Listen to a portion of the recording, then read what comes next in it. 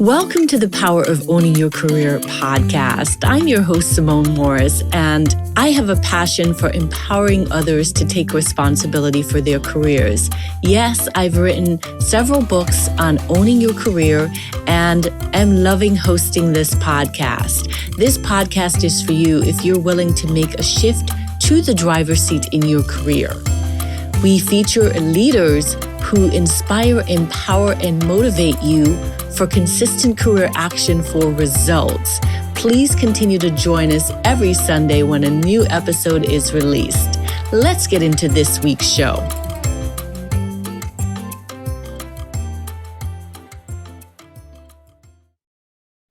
Welcome to this week's episode of the podcast. Today we have with us Sonja Dynamo Price, who has 15 years experience in career and leadership consulting. You'll hear from the episode some bold claims from Sonja. Particularly interesting is how to negotiate and bump your salary up. Sonja is talking about a 50K bump or even more in some cases. She's worked with a lot of clients, including Amazon, Facebook, Google, HBO, Microsoft, Starbucks, etc. So you know that she's a badass, and we're excited to have her on the show. She trained with Al Gore to become a climate reality leader and is actively engaged in the Seattle Board of Conscious Capitalism. We are delighted to have her with us today. She does share some resources, lots of resources, so be sure to get your notepad ready and, to be empowered and to stay in the driver's seat in your career. Let's go over and meet Sonja in this episode. Welcome to this week's episode of the Power of Owning Your Career podcast. I'm delighted to have with us Sonja. Hey, thanks for having me, Simone. It's so great to be here. Absolutely. Absolutely. Well, you know, this show is all about being in the driver's seat, Sonja. And I wonder when you realized you were in the driver's seat in your career. Oh, well, I would say that that's probably happened at multiple moments throughout my career. Thankfully, one of my very first professional jobs, I had a really wonderful boss and a mentor. And I think, one of the first defining moments for me was when I asked for my first raise and I got it. And I got it so easily that I thought, ooh, maybe I should have asked for more. And since then, and that was like in my very first professional job, and I was still at an hourly rate, but I got like $3 more per hour than I had previously been making, which at the time was a significant jump for me. But since then, I've really learned how to negotiate and how to evaluate my worth and to know what I should be asking for, what I should be paid for my value, my skill set, and what I'm bringing to the marketplace. And I have, landed roles where I made $50,000 more than what I was previously making. And I have now helped clients that have made up to $100,000 more than what they were previously making. So, it's not all about the money, but I think when you have defining moments like that, where asking a simple question or doing the research and knowing your value, knowing your worth, and then knowing what questions you should be asking along the way so that you land the right types of opportunities for yourself, I think having that kind of strategic mindset and having the boldness and the confidence to ask for what you're worth, those are the big defining moments that can really make a big difference over time. I would love for you to tell our listeners the story of how you jumped to $50,000. You're saying some key things about worth and value that I believe, I know is an important topic. So let me just stay here for a minute and tell us a bit more about your story. Tell us the story of jumping 50K. Yeah, sure. Well, I have had a very wide and varied career. So I have reinvented myself a handful of times when I was working in corporate. And I think really what was instrumental in making that kind of shift for myself and how I how I help other people make similar types of shifts is really in defining a very cohesive, holistic, and strategic career roadmap. So knowing where are you right now? What skill set do you have? What have you already built up over the course of your career so far, and how can you leverage that moving forward? But being very strategic about what's your next right opportunity, which doesn't necessarily mean moving into the same thing that you've already done before. So I like to encourage folks to go after stretch roles. And that's certainly how I did that for myself as well, is that with each and every career move that I was making, I was generally moving into doing something pretty new and different than I had previously been doing. And I did the research to back that up. So I had a good sense of who I was and what skill set I had in my back pocket, but I also had a good sense of what I might be eligible or could qualify for moving forward. And then I would do the research around salary ranges, not just for particular titles and levels, but also for the industry and the types of organizations that I was targeting in my job search. So even if, we take something like a project manager, if you go work for one company versus another company, those two companies could potentially pay very drastically different ranges for that particular role, just based on how profitable they are as an organization or what types of responsibilities that you might hold in that specific position. So research has always been a very important component of understanding what were the key decision points for me. And that's also how I help guide and direct other professionals in identifying like what's the next right step for you. And if you want to make more money, how much more money do you want to make? And what are the right types of opportunities that you should be targeting so that you are effectively making that leap in your career when you want to? Makes so much sense. What are some strategies for doing the research?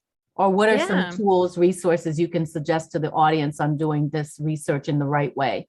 Definitely. There's tons of online resources for this. Some of my favorites include Glassdoor. There's a wealth of information on Glassdoor. I do recommend taking it a little bit further rather than just looking at the overall pay range for your job title. You definitely want to start to narrow it down more to the industry and the organization level as well. So, don't just take that first salary range, but take it a step further and actually get the company specific pay ranges, because that's where you can really make a big difference. You can also get this information on salary.com, payscale.com, and then there's a number of niche oriented sites. So like I work with a lot of folks in technology. If you go to sites like Blind, it's Team Blind. There's an app on your phone, but there's also a website. It's called Team Blind. And then other niche focused sites that might be a little bit more in alignment with, your specific role or title or industry. Very helpful, Sonja. Thanks for that. Let's get back to your career story. And over the years, it sounds like you've been very successful. So tell us, what is your formula for successfully owning your career? Well, in addition to having that strategic career roadmap that I already talked about, I just find that to be so crucially important, because if you don't have an idea of where you're going, oftentimes I find that you just kind of end up choosing whatever the next opportunity is that comes along. Sure. And so I've always had a pretty good idea of, okay, I'm doing this thing right now, but this is what I want to be doing moving forward. So when I very first started my career, at first I was basically a glorified admin, but I was working in a really cool, innovative startup company, and we were growing really fast. So I just started taking on more responsibility, and I was moving into different roles. So I became a product manager.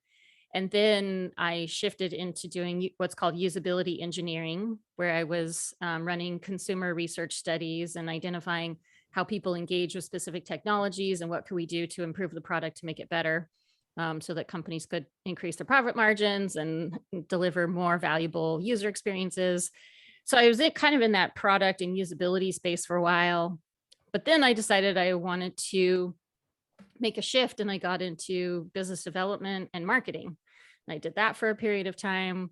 Also, along the way, I went back to school and I got a master's in leadership and organization development. And then I decided I wanted to get into consulting. So I also did change management consulting. And each of those moves, it was kind of a combination of identifying what did I really want to be doing, what did I find fulfilling or rewarding, and what would give me a chance to grow my skill set and, expand my sphere of influence in the world. I was also always pretty concerned with compensation. I always wanted to make significantly more money. So I was always looking at roles that would actually pay more. Mm. Um, and I was really interested in leadership. So I wanted to move into higher level of leadership roles and, see how I could make an impact in that way as well through, mentoring and guiding, various team members that I was working with. So those are some of the things that I was looking at overall. But I'm also just a pretty dynamic and curious person. So I've always just wanted to try my hand at different things. And that's kind of what led me to make so many different moves, because I wanted to try different aspects of, working inside of organizations and to kind of see how it all fit together as well. What did you learn from that experience? Well, I mean, it's great because, the more interested that I was in leadership positions, the more valuable it was for me to have a variety of different experiences, having worked in different parts of the organization. In some ways, right? Is that I think I became much more of a generalist because I really knew so many different aspects of the business and how all of these things should work together. And it also gave me a lot more skill in engaging with different stakeholders inside of the organization and knowing what various different professionals, what were their priorities and agendas, and how could I work with them in a way that was like I was helping them meet their goals and they're helping me meet my goals at the same time. And maybe the flip side of that is that I never, at least inside of corporate, I never really became a true domain expert, right? It's like some people will invest their entire career in one specific career path. Mm-hmm. And, after 20, 30 years of doing that, they know everything there is to know about that particular field.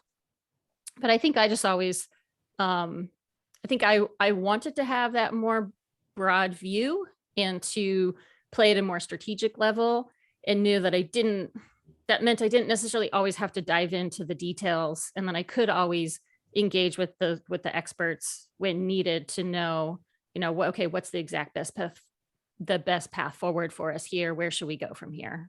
It sounds all very strategic. Where did that come from? Where did that knowing, generalist versus deep domain expertise, stay at that high? I remember going to college and people taking liberal arts and to become well-rounded, trying all these different things. Where do you think that came from for you? That's a great question. That one might have come about accidentally, just because I've always had so many interests and I've always wanted to, try my hand at a variety of different things. And then I just found a way to make it work for me. But I think I also recognized that if you do want to play in that leadership space, that having knowing how to operate at that strategic level, which oftentimes means more about having good communication skills and knowing how to manage stakeholders and knowing how to help various different people accomplish their priorities, and just having more of that social capital.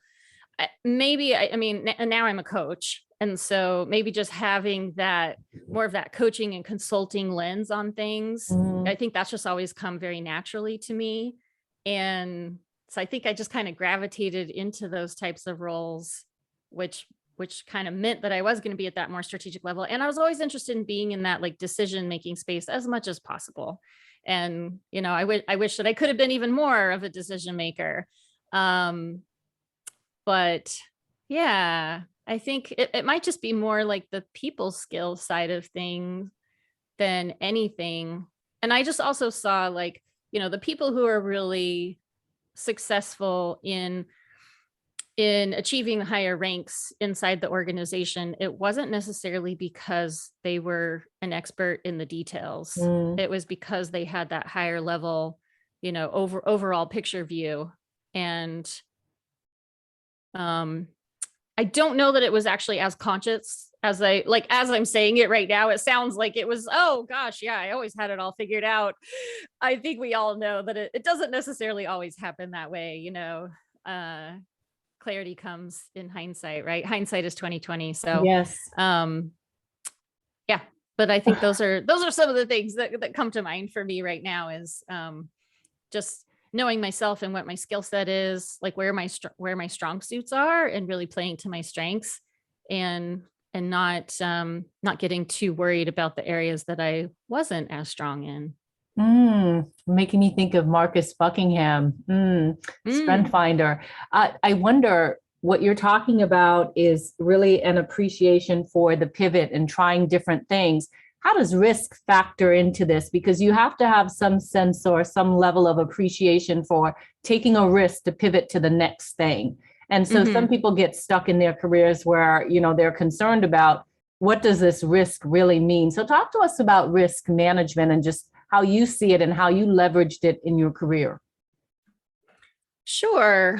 Yeah. I mean, I think this is a really important component, because I think, in order to make some big shifts in your career, there's certainly going to be risks. You're not going to have this really easy progression without having some risks associated with it, even if they're small risks.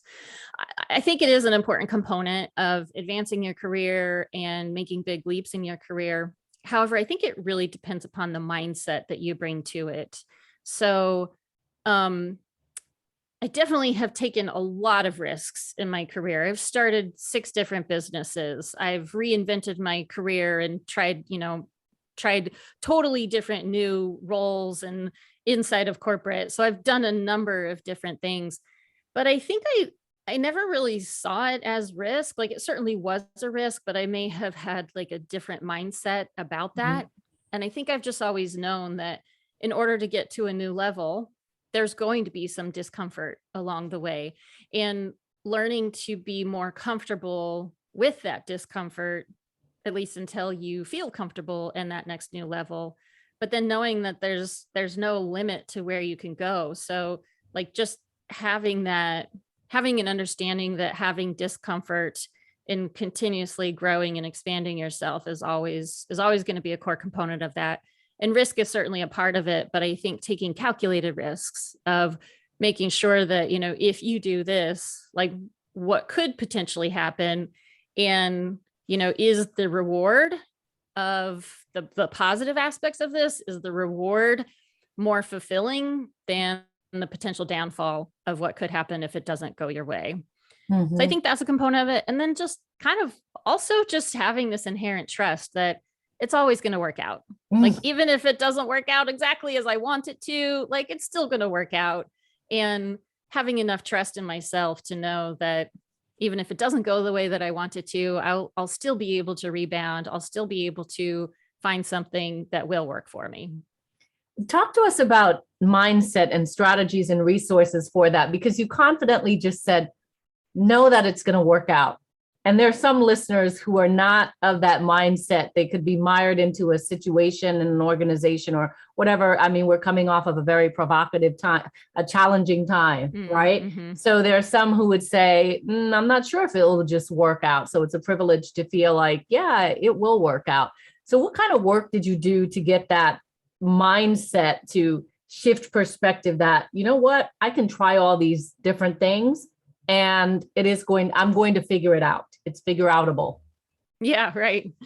Well, I think there's several components to this. One, I'm always a huge fan of research. And, even if that's just going out and reading some blogs or listening to some podcasts, watching some YouTube videos, whatever it might be, right? Or taking a course, or doing that research on compensation levels, or what's the right job title for you, or what are the typical responsibilities, and do you need to learn new skill set to operate at this new level, or what is it? So just really getting grounded in the research, I think, is a very, very, very important component. But I never stopped there, and this might possibly be an even more important component, is like checking those data points with your inner wisdom of like, how does that fit with you? How does that resonate with you? how confident do you feel in taking action on this moving forward? And so I do meditate, sometimes more than others. I wish I was like, I wish I could say I've meditated every day for 20 years. I cannot say that. But I do try. I do try to fit in at least a little bit of meditation every day. And even if I can't sit down and be quiet for 15 minutes, at least just taking a few minutes for some quiet reflection, or when I'm reading different data points and I'm doing research, just kind of pausing in the moment and saying like, does this resonate with me? Like, is this the truth of me? Is this something that I want to take action on? I think I've also invested a lot in relationship building. So I work with a lot of coaches and advisors, and I'm constantly building my network. So I have a lot of people that I can also, kick around ideas with. So it's like first doing the research, kind of meditating on that or reflecting on that myself.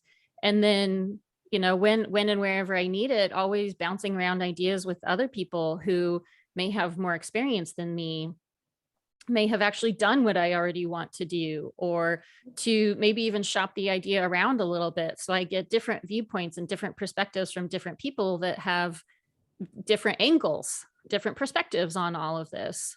So I think those are kind of some of the really big things that have given me the resources needed to survive and thrive throughout my career as well. And also just knowing that, evolution never stops, just continuing the whole process of always taking in new data, reflecting on it, shopping it around, and really, and not taking action until I really feel fully aligned with it, or taking action and knowing that like it will work out, or take some action and then stop and reflect and see, okay, now I have some more data points to work with here. Is this still in alignment with me? Or do I need more research? Do I need to talk to some more people? And just constantly kind of, taking it step by step and trusting that forward momentum is eventually going to, build into something and get me the results that I'm looking for, or possibly even something better than what I initially set out for. Well said. Well, what's coming up for me, I've been taking some notes over here, Sonja. And so here are some titles that I'm bouncing around for your episode. Master the Pivot. Oh, cool. I like that. I like that one, right? Yeah. You also talked about getting comfortable with the uncomfortable. Yeah, I might equate that to Simone language, dance with discomfort. But Okay. there was a theme around do your homework, do your research in our conversation. And I do like what you just said about survive and thrive in your career. So if you were to name your career body of work, come up with a title, what would it be? Well, I certainly like what you just came up with. I think, master the pivot, how to survive and thrive in your career. Okay. All right. All right. As we begin to wrap up, I know that you have a gift for our audience. So would you like to tell us a little bit about that? Yeah, absolutely. I actually just recently launched a new masterclass. It is, how to make $20,000 to $100,000 or more in your next career move by making one simple change in your career. And you can find that at dynamoincome.com. So it's Dynamo, Dynamo, and then income, INCOME.com. Would love for you to check that out. You can also reach out to me on LinkedIn. I'm very active on LinkedIn, so you can find me just by looking at my name, Sonja Price, SONJAPRICE. And it would be an honor and a pleasure to connect with you. Wonderful. Thank you for that gift or for that share with our audience, Sonja. It's been a pleasure to have you on the show. Thanks for all the wisdom and resources that you have shared with our audience. You've already shared that they can connect with you on LinkedIn. Is there anywhere else that you want to share that people can stay connected with you? I am most active on LinkedIn. Okay. I am on other social channels too, but I tend to stay on the professional level side. So you can find me on LinkedIn or come to my website, dynamocareers.com. Awesome. Well, thank you so much for being a guest on the Power of Owning Your Career podcast. Thank you, Simone. It's been great. I sincerely hope that you enjoyed this week's empowering career story on the podcast. If you did, I'm going to ask you to do me a favor. Wherever you listen to the podcast, be sure that you are subscribing and that you rate and review the podcast. It's so important as we continue to spread the word of career empowerment. In addition, you can head over to the LinkedIn platform and join the Power of Owning Your Career discussion group. There you can have access to the guests who have been on the podcast, as well as others listening to the podcast, as well as myself, where we can continue the conversation. I hope to see you on that platform. You can also email me at pooyc@simonemorris.com if you have a suggestion for guest or a message that you want me to hear personally. Thanks so much, and make it an inspiring, empowering week in your career.